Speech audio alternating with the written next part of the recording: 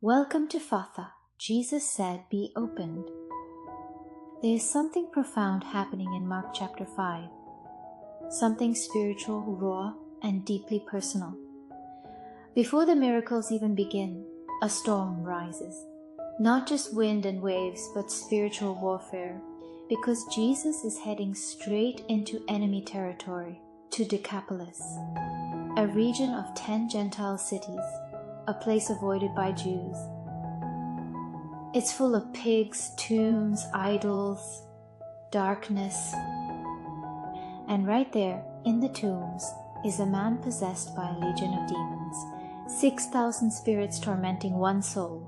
He's forgotten by people, feared by society, and nearly stripped of his humanity.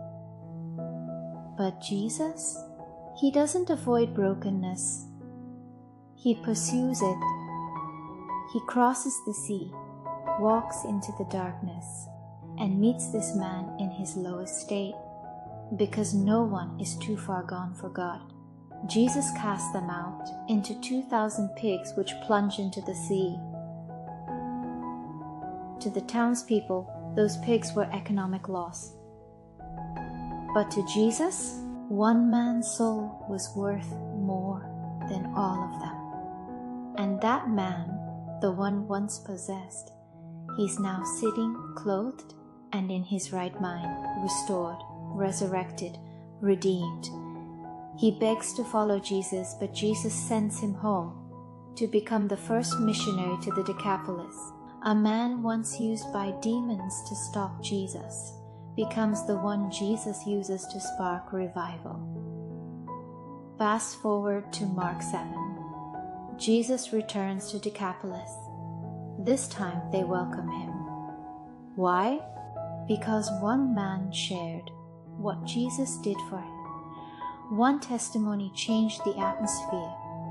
A synagogue leader named Jairus falls at Jesus' feet.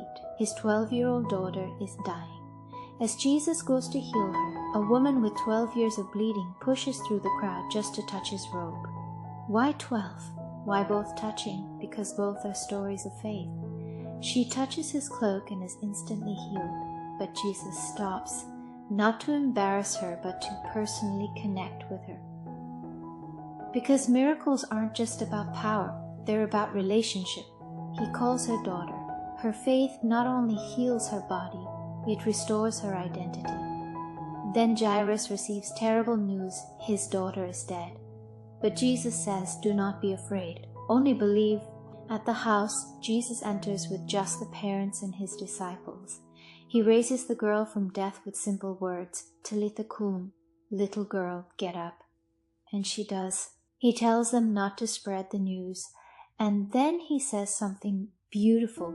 Give her something to eat, because restoration is both spiritual and practical.